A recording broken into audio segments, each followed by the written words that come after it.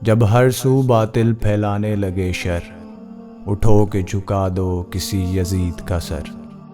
بسم اللہ الرحمن الرحیم۔ السلام علیکم۔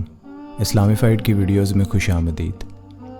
5 محرم الحرام کو یزید کے حکم پر اہل بیت کا پانی روک دیا گیا، اور یہ حکم دیا گیا کہ اس دریا کا پانی چرند و پرند حتیٰ کہ جانور بھی پی سکتے ہیں، مگر حسین علیہ السلام اور ان کے گھر والوں کو ایک قطرہ بھی پانی نہ دیا جائے۔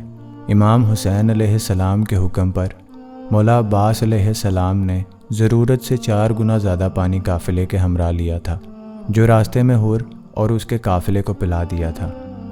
اس حور نے کربلا پہنچ کر امام حسین علیہ السلام اور ان کے خاندان کا پانی بند کر دیا، اور 7 محرم الحرام کو خیموں سے بھی پانی ختم ہو گیا، اور ادھر یزیدی فوج نے چاروں طرف سے دریا کا محاصرہ کر لیا ہوا تھا تاکہ امام حسین علیہ السلام اور ان کے خاندان والے پانی نہ لے سکیں۔ خاک ہو جا خاک ہو کر جاک میں مل جا فرات، خاک تجھ پر دیکھ تو پیاسی کھڑی ہے اہل بیت۔ 7 محرم الحرام خیموں سے پانی ختم ہو چکا تھا، ننھے بچے پیاس سے بلبلا رہے تھے کہ ایسے میں جناب قاسم ابن حسن نواسہ رسول اللہ صلی اللہ علیہ وسلم کے صاحبزادے امام حسین علیہ السلام کی خدمت میں حاضر ہوتے ہیں اور جنگ کرنے کی اجازت مانگتے ہیں۔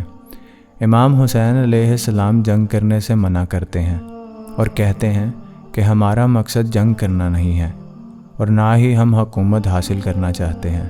یہ حق اور باطل کی لڑائی ہے، اسے وہی جیتے گا جو حق پر ہوگا۔ امام حسین علیہ السلام نے حضرت قاسم کو میدان میں جانے سے منع کر دیا۔ انہوں نے فرمایا، میں اپنا سب کچھ بھی قربان کر دوں مگر قاسم تجھے جانے کی اجازت نہیں دوں گا۔ تو میرے بھائی کی نشانی ہے، تجھے لڑائی کی اجازت نہیں دوں گا۔ یہ سن کر حضرت قاسم کونے میں بیٹھ کر رونے لگے۔ امام حسین علیہ السلام نے فرمایا، قاسم بیٹا کیوں روتے ہو؟ تو جناب قاسم نے فرمایا، کاش میں یتیم نہ ہوتا، میرے بابا بھی زندہ ہوتے تو میں بھی جنگ کرنے جا سکتا۔ یہ سن کر امام حسین علیہ السلام نے جناب قاسم کو اپنے سینے سے لگایا اور کہا، میں تیرا باپ بھی ہوں اور چچا بھی ہوں۔ امام حسن علیہ السلام نے جناب قاسم کے گلے میں ایک تعویذ ڈالا تھا اور فرمایا تھا کہ میرے بیٹے جب بھی تمہیں لگے کہ تم سخت مشکل میں ہو تو اسے کھول کے پڑھ لینا۔ حضرت قاسم نے کہا کہ شاید یہی وہ وقت ہے جس کے بارے میں بابا جان نے کہا تھا۔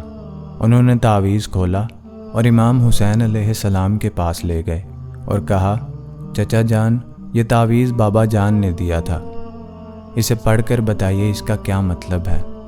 جب امام حسین علیہ السلام نے وہ تعویذ پڑھا تو ان کی آنکھوں میں آنسو آ گئے۔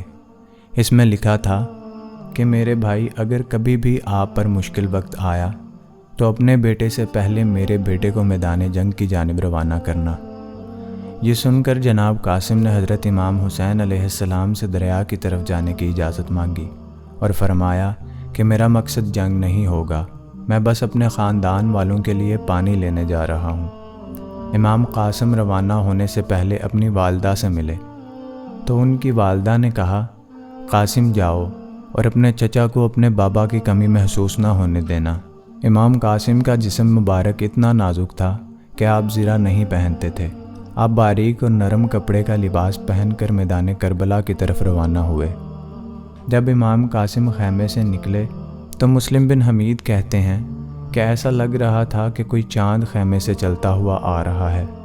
امام قاسم نے آتے ہی یزیدی لشکر پر زوردار وار کیا اور ایک ہی دفعہ میں بہت سے لوگوں کو مار ڈالا۔ وہاں کا ایک بہت بڑا پہلوان جس کا نام ازرق تھا کھڑا دیکھ رہا تھا۔ ابن سعد نے ازرق سے کہا، اب تم جاؤ۔ ازرق کہنے لگا، اس جوان کے لیے میرے بیٹے ہی بہت ہیں، میں 1000 پہلوانوں کا سردار ہوں، میں اس سے ہرگز مقابلہ نہیں کروں گا۔ امام قاسم نے ایک ایک کر کے اس کے 4 بیٹوں کو مار ڈالا اور ازرق سے کہا کہ آ جا، تجھے بھی تیرے بیٹوں کے پاس جہنم واصل کروں۔ اب ازرق شدید غصے میں اپنے بیٹوں کا بدلہ لینے میدان میں اترا۔ ازرق نے پوری طاقت سے تلوار کا وار کیا۔ امام قاسم نے اس کے وار کو روکا اور کہنے لگے کہ تو خود کو اتنا بڑا پہلوان سمجھتا ہے لیکن تیرے گھوڑے کی زین لٹک رہی ہے۔ جب ازرق نے نیچے دیکھنے کے لیے گردن جھکائی تو امام قاسم نے اس کا سر تن سے جدا کر دیا اور اس کا سر ابن سعد کی جانب پھینک کر کہا، تو نہیں جانتا میں غازی عباس کا شاگرد ہوں۔ اس کے بعد ابن سعد اور شمر نے حکم دیا کہ کوئی بھی امام قاسم کے قریب نہ جائے اور انہیں دور سے ہی پتھر مارنے کی تجویز دی۔ یزیدی لشکر نے جناب قاسم کو دور سے پتھر مار کر زخمی کر دیا۔ جب وہ زخموں سے چور ہو گئے تو یزیدی لشکر کے سپہ سالار نے حکم دیا کہ ان پہ تیروں اور نیزوں کی بارش کی جائے اور شہید ہونے کے بعد ان کے جسم مبارک پر گھوڑے دوڑائے جائیں۔ جب امام قاسم زخمی ہو کر گھوڑے سے نیچے آنے لگے تو آپ نے امام حسین علیہ السلام کو مدد کے لیے پکارا۔ جب امام حسین علیہ السلام میدان کربلا میں پہنچے تو امام قاسم علیہ السلام شہید ہو چکے تھے اور ان کے جسم مبارک پر یزیدی لشکر کے گھوڑے دوڑ رہے تھے۔ امام حسین علیہ السلام کے ایک وار سے یزیدی لشکر واپس بھاگ گیا، لیکن امام قاسم علیہ السلام کا نازک جسم مبارک گھوڑوں کے دوڑنے کی وجہ سے کئی ٹکڑوں میں تقسیم ہو چکا تھا۔ امام حسین علیہ السلام نے روتے ہوئے اپنے پیارے بھتیجے کے جسم کے ٹکڑوں کو اپنی چادر میں اکٹھا کیا اور خیمے کی طرف چل پڑے۔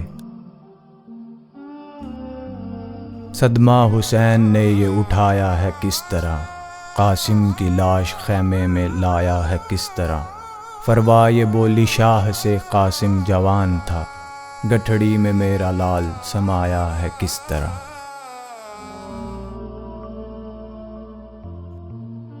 اسی کے ساتھ آج کی ویڈیو کا اختتام ہوتا ہے۔ اگر آپ یہ سیریز کمپلیٹ دیکھنا چاہتے ہیں تو اس کا لنک ڈسکرپشن میں موجود ہے۔ ویڈیو کو لائک کریں اور دوستوں کے ساتھ شیئر کریں۔ ملتے ہیں اگلی ویڈیو میں، تب تک کے لیے اللہ حافظ۔